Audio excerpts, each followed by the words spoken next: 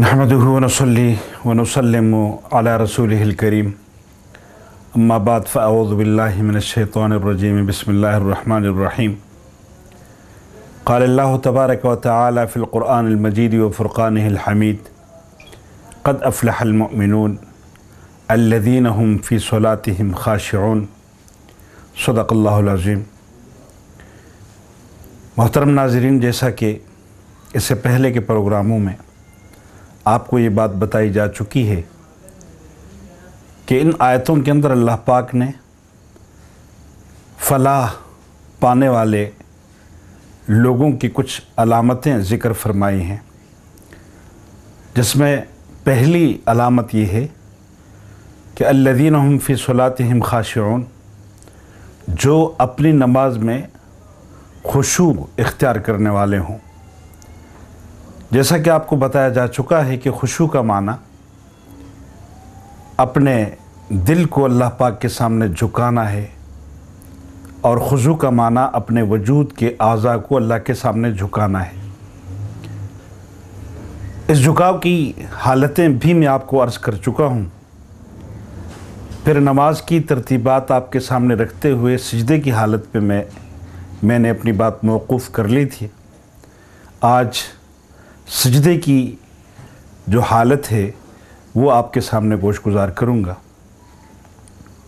मोहतरम नाज़रीन, जैसे हम सजदे में जाते हैं तो हमारी पेशानी, हमारा नाक, हमारी हथेली, हमारे पाँव और हमारे घुटने, ये तमाम आज़ा जो मज़कूरा आज़ा हैं, इनको हम ज़मीन के ऊपर रखते हैं। ज़मीन के ऊपर अपने माथे को टेकते हुए, जैसा कि मैंने अर्ज़ किया था कि हुज़ूर अलैहिस्सलातु तस्लीम ने फरमाया कि अल्लाह पाक के क़ुर्ब का सबसे बेहतरीन ज़रिया सजदा है। यही एक सजदा जिसे तू गरां समझता है, हज़ारों सजदों से देता है तुझको निजात। जो बंदा अल्लाह के सामने अपने माथे को टेकता है, अल्लाह के सामने इस कदर आजिज़ी में चला जाता है, अल्लाह पाक दुनिया के तमाम लोगों से उसे मुबर्रा कर देते हैं। वो किसी और के सामने अपने माथे को नहीं टेकता, वो किसी और के सामने अपने आप को आजिज़ नहीं बनाता। उसकी आजिज़ी अगर अल्लाह के सामने हो तो अल्लाह पाक तमाम बंदों को उसके लिए बेहतर बना देते हैं। ये तो वो फजीलत है जो मैं पहले भी ज़िक्र कर चुका हूँ। अभी आपके सामने मैं ये बताना चाह रहा हूँ कि आपकी हथेली कहाँ पर हो, जिसकी कैफ़ियत ये है कि आपके हाथों की उंगलियाँ बंद हों और आपका अंगूठा, आपके जो दोनों अंगूठे हैं आपके हाथ के, ये दोनों अंगूठे आपकी कानों की ये जो लो है, नरम हिस्सा है, इसके नीचे हों और आपकी कोहनियाँ फासले पर हों, हटी हुई हों आपके वजूद से। ये सुन्नत तरीक़ा है जिस तरीक़े से हज़रत सल्लल्लाहु अलैहि वसल्लम ने नमाज़ पढ़ी।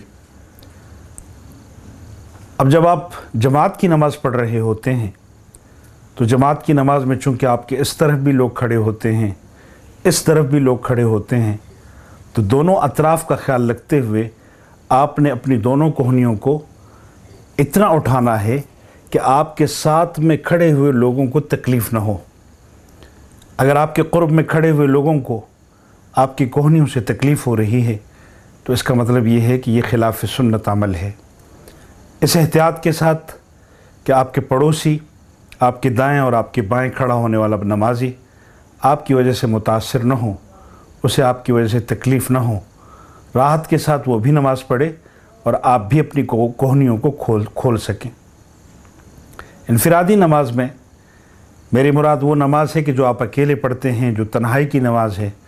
उस नमाज में आप ज़्यादा कुशादगी के साथ अपनी कोहनियों को कुशादा करें, खोलें। आपके जिस्म के साथ आपकी जो कोहनियाँ हैं वो टच ना हो, बल्कि फ़ासले के साथ ऐसे उठी हुई हों। एक हदीस में हुज़ूर अलैहिस्सलातु तस्लीम ने फरमाया कि कोहनियों के खुलने का अंदाज़ ये हो कि जिसके नीचे बकरी का जो बच्चा है वो गुज़र सके। ये वो हालत है کہ जो सजदे की हालत है, सजदे में आपने सुबहान रब्बियल आला, सुबहान रब्बियल आला, सुबहान रब्बियल आला 3 मरतबा पढ़ना है। और अगर आप इस मक़दार को बढ़ा सकें तो अफजल है, बेहतर है।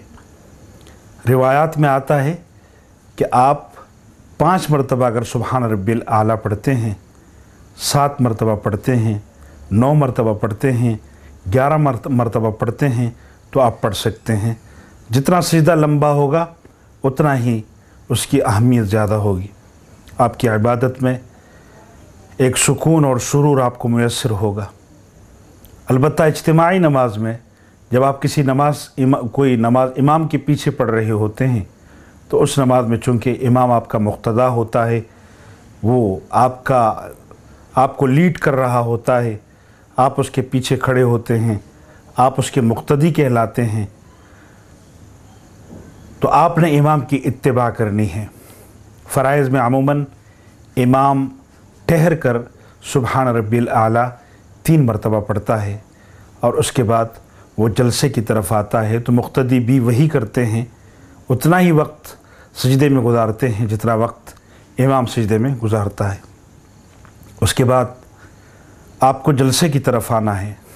जलसा वो अमल है जो 2 सजदों के दरमियान में बैठने का अमल है, उसको जलसा कहा जाता है। जलसे की हालत में हुज़ूर अलैहिस्सलातु तस्लीम के बारे में जो सहाबा की रिवायात हैं वो ये हैं कि हुज़ूर अलैहिस्सलातु तस्लीम जलसे में भी उसी कदर ठहरा करते थे जिस कदर हज़रत सल्लल्लाहु अलैहि वसल्लम सजदे में गुजारते। यानी कि अगर 3 मरतबा हुज़ूर अलैहिस्सलातु तस्लीम सुबहान रब्बिल आला पढ़ते तो उसी मक़दार हुज़ूर अलैहिस्सलातु तस्लीम जलसे में गुजारते। जलसे की भी दुआएँ हैं, मुख्तलिफ़ दुआएँ हैं। अल्लाहुम्मा ग़फ़िर ली ज़ंबी ववस्सिअ ली फ़ी दारी, मुख्तलिफ़ दुआएँ हैं, वो हुज़ूर अलैहिस्सलातु तस्लीम ने पढ़ी हैं, जिसका पढ़ना अफजल है लेकिन सुनन के अंदर। और अगर फ़राइज़ में भी कोई पढ़ने का अहतमाम करता है तो उसमें कोई बुराई नहीं, बल्कि बेहतर है कि पढ़ा जाए। इनफिरादी नमाज में इन मसनून दुआओं का पढ़ना बेहतर है। इसके बाद जो कैफ़ियत हैं वो ये हैं कि अगर आपकी नमाज ऐसी होगी तो यकीनन वो खुशू वाली नमाज होगी। अब एक सवाल इसके ज़िमन में पैदा होता था जिसको मैंने पहली ही नशिस्त में करना मैं ज़रूरी समझता था, लेकिन मैं चाहता हूँ कि उस नशिस्त में अगरचे वो बात मैं न कर सका, इस नशिस्त में आप हज़रात के आपके सामने, आप नाज़रीन के सामने इस बात को वाज़ेह कर दूँ। और वो ये है कि मुख्तलिफ़ लोगों के ख़्याल में उनकी नमाज के अंदर मुख्तलिफ़ ख़यालात आते हैं। उनका वजूद मस्जिद में होता है, उनका वजूद नमाज में होता है, लेकिन उनका दिल, उनका दिमाग कहीं और होता है। ऐसा क्यों होता है? इसकी वजह ये है कि हमारी नमाज से क़बल जो तमहीदात हैं, जो नमाज के मुक़द्दमात हैं, उन मुक़द्दमात और उन तमहीदात के अंदर कमज़ोरियाँ पाई जाती हैं। नमाज के 3 दर्जात हैं, 3 सीढ़ियाँ हैं। इन ख़यालात को दूर करने के लिए जो पहली हिदायत है वो ये है कि ये 3 सीढ़ियाँ ठीक हों।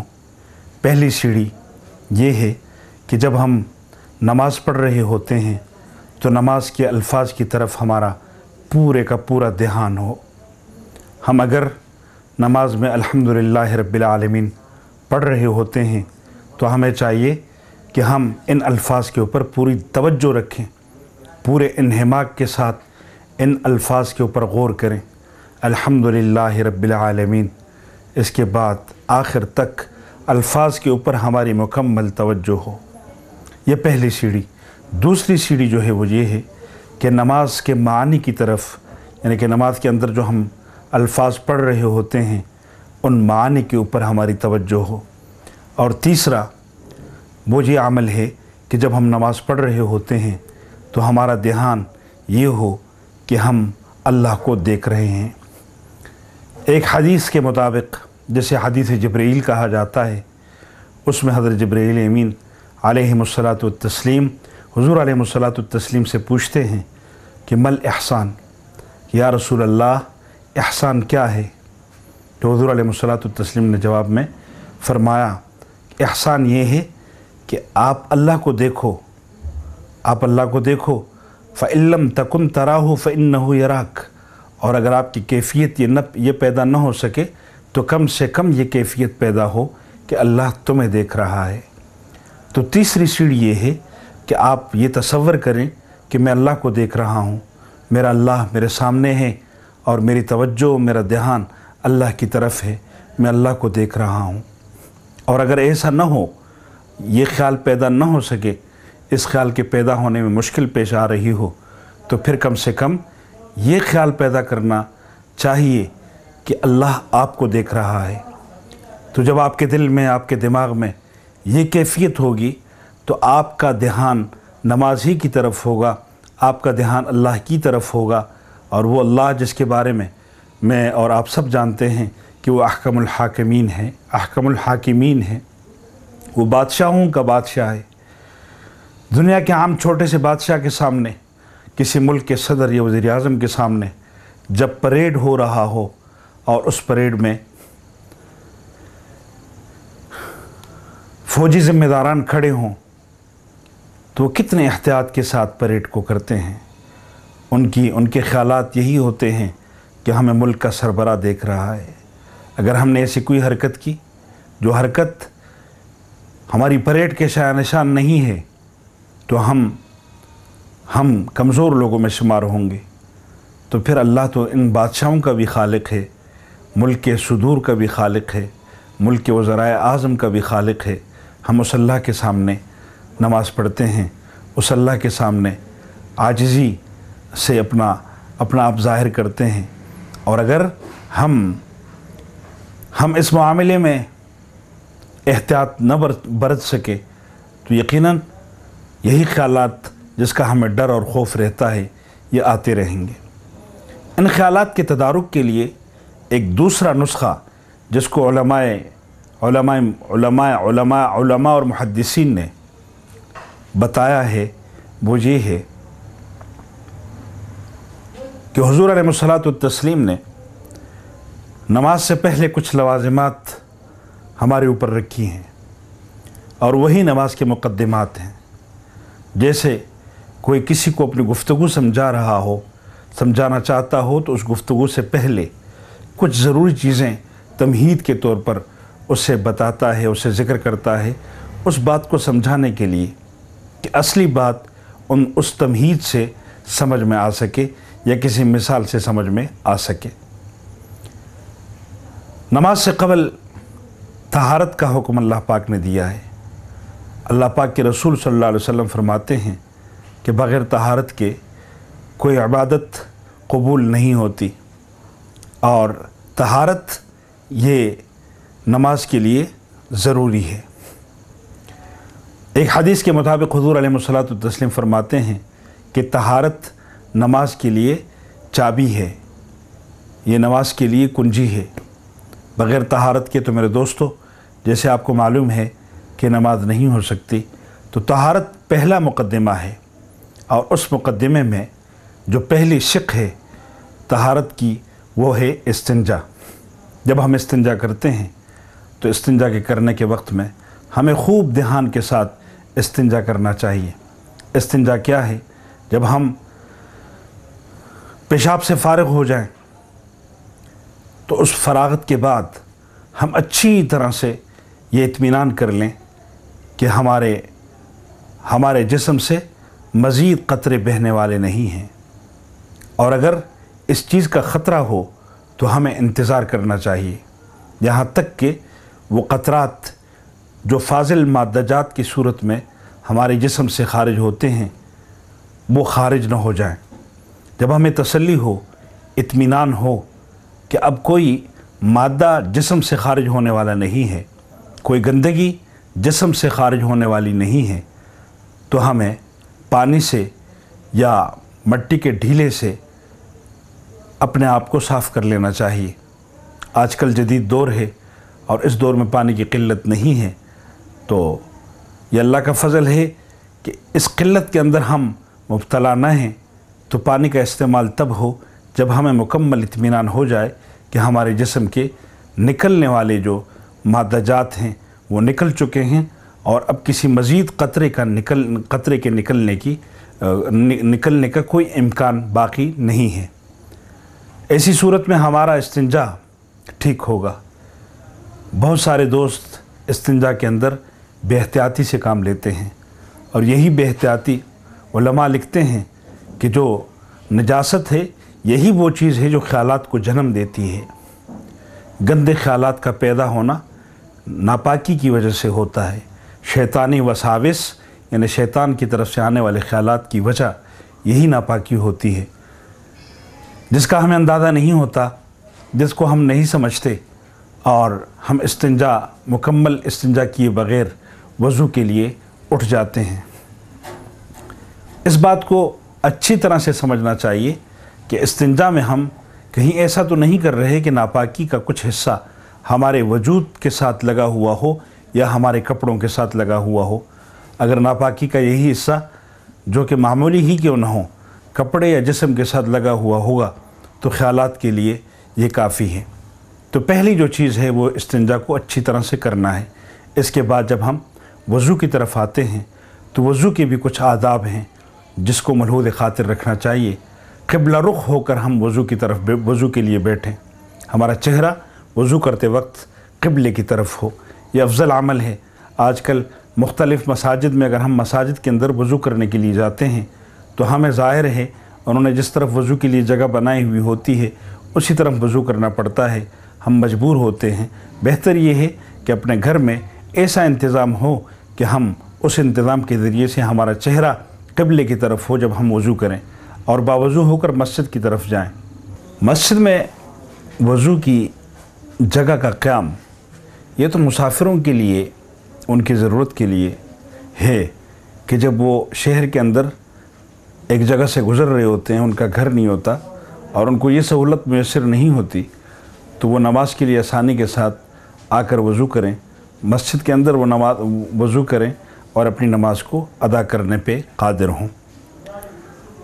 بہتر یہی ہوگا کہ اپنے گھروں کے اندر وضو کر کے نماز کے لیے مسجد میں آیا جائے۔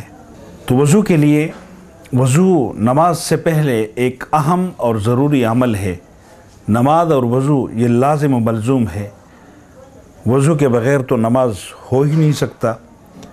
تو وضو کے لیے قبلہ رخ ہو کر بیٹھا جائے، اور وضو سے قبل بسم اللہ الرحمن الرحیم پڑھا جائے، اور جس عبادت کو آپ کرنے جا رہے ہیں اس کی نیت ہو، اور یہ نیت ہو کہ میں اس عبادت کے لیے وضو کو کر رہا ہوں۔ وضو کے دوران غیر ضروری گفتگو سے گریز کیا جائے۔ وضو وہ عمل ہے کہ جس سے آپ کے گناہ دھلتے ہیں۔ ایک حدیث میں حضور علیہ الصلوۃ والتسلیم بیان فرماتے ہیں کہ انسان کے صغیرہ گناہ اعضاء کے دھونے سے دھل جاتے ہیں، وہ گناہ ختم ہو جاتے ہیں۔ مثلاً جب آپ اپنے ہاتھوں کو دھوتے ہیں تو ان ہاتھوں کو دھونے سے آپ کے صغیرہ ہاتھ سے کیے ہوئے گناہ ختم ہو جاتے ہیں۔ آپ اپنے چہرے کو دھوتے ہیں تو آپ کے چہرے کے ذریعے سے ہوئے گناہ ختم ہو جاتے ہیں۔ آپ کے پاؤں کے ذریعے سے کیے ہوئے گناہ آپ کے پاؤں کے دھونے سے ختم ہو جاتے ہیں۔ علماء فرماتے ہیں کہ عموماً گناہ وضو کے اندر دھونے والے ان 4 اعضاء ہی سے سرزد ہوتے ہیں۔ چہرے کے اندر آپ کی آنکھیں شامل ہیں، اور آپ کانوں کا مسح کرتے ہیں، آپ سر کا مسح کرتے ہیں، آپ ہاتھوں کو کوہنیوں تک دھوتے ہیں، آپ اپنے پاؤں کو دھوتے ہیں، تو انہی اعضاء سے گناہ سرزد ہوتے ہیں، اور جب آپ ان کو دھو لیتے ہیں تو اللہ پاک آپ کے صغیرہ گناہ جھاڑ دیتے ہیں، آپ کے صغیرہ گناہ ختم ہو جاتے ہیں۔ البتہ کبائر کے لیے یعنی بڑے گناہوں کے لیے آپ کو توبہ کرنا ضروری ہے۔ بغیر توبہ کے کبائر گناہ یعنی بڑے گناہ معاف نہیں ہوتے۔ امام ابو حنیفہ رحمۃ اللہ علیہ فرماتے ہیں کہ وضو وہ عمل ہے جس عمل سے آپ کی ظاہری صفائی کے ساتھ ساتھ آپ کی باطنی صفائی بھی ہو جاتی ہے، یعنی آپ کے اندر کے جو گناہ ہیں आपकी जो खबासत और नजासत है वो इस वज़ू से ख़त्म हो जाता है। एक बंदा जब दिन में 5 मरतबा वज़ू एहतिमाम के साथ करता है तो यकीनन उसके तमाम सगीरा गुनाह अल्लाह मुआफ़ कर देते होंगे। एक नमाज से दूसरे नमाज तक और दूसरे नमाज से तीसरे नमाज तक, तीसरे नमाज से चौथे और इसी तरह 5 नमाज़ों के लिए अगर एहतिमाम से वज़ू किया जाए तो अल्लाह से ये उम्मीद रखी जा सकती है कि इस दौरान होने वाले तमाम सगीरा गुनाह अल्लाह पाक मुआफ़ फरमा देते हैं। लेकिन शर्त यह है कि आप वज़ू को आदाब के साथ अदा करें। हमारी आदत और हालत ये होती है कि हम अमूमन तो खामोश रहते हैं, लेकिन जब हम वज़ू के लिए बैठते हैं तो वो तमाम गैर ज़रूरी गुफ्तगू और गपशप, ये तमाम चीज़ें वज़ू के अंदर करना शुरू कर देते हैं जिसकी गुंजाइश वज़ू के अंदर नहीं है और ये सुन्नत के ख़िलाफ़ है। तो ये बेहतियाती हमारे नमाज के अंदर ख़यालात पैदा करती है, ख़यालात जन्म देती है। तीसरा मुक़द्दमा मेरे सामीन ये है कि हम वज़ू करने के बाद एक नमाज है जिसे तहियतुल वज़ू कहा जाता है, यानी वज़ू के बाद 2 रकत नफल के तहियतुल वज़ू हम पढ़ते हैं।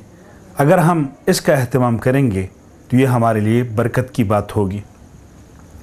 एक रिवायत में हुज़ूर अलैहिस्सलातु तस्लीम ने फरमाया कि जब मैं मेराज की रात मैंने जाके जन्नत देखा तो जन्नत में मैंने बिलाल को देखा जो कि एक घोड़े के ऊपर सवार था और उस घोड़े के कदमों की आहट की आवाज़ मैंने जन्नत में सुनी। मैंने पूछा कि ये कौन है, तो मुझे जवाब मिला कि ये आपका ग़ुलाम, आपका उम्मती बिलाल है।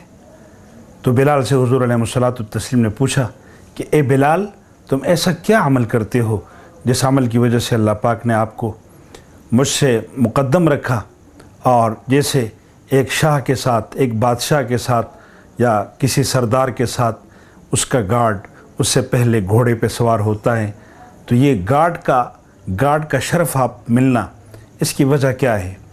तो उसने हुज़ूर अलैहिस्सलातु तस्लीम के सामने अर्ज़ किया कि या रसूल अल्लाह, मुझे तो अपना और कोई अमल मालूम नहीं कि जिसकी बुनियाद पर मैं ये कहूँ कि ये फ़जीलत अल्लाह पाक ने मुझे दी है, लेकिन एक बात है, एक काम जो मैं करता हूँ वो ये है कि जब से मैंने कलमा पढ़ा है, जब से मैं मुसलमान हुआ हूँ, इस्लाम लाने के बाद मैं इस बात का ख़ास कर एहतमाम करता हूँ कि जब मैं वज़ू कर लूँ, पाकी हासिल कर लूँ, उस पाकी हासिल करने के बाद मैं 2 रकत नमाज तहियतुल वज़ू अदा करता हूँ, और इस अमल को मैंने हमेशा जारी रखा, इस अमल को मैंने कभी नहीं छोड़ा। तो हुज़ूर अलैहिस्सलातु तस्लीम ने फरमाया कि ए बिलाल, यही वो अमल है कि जिस अमल की वजह से अल्लाह पाक ने आपको मेरा बॉडीगार्ड बनाया।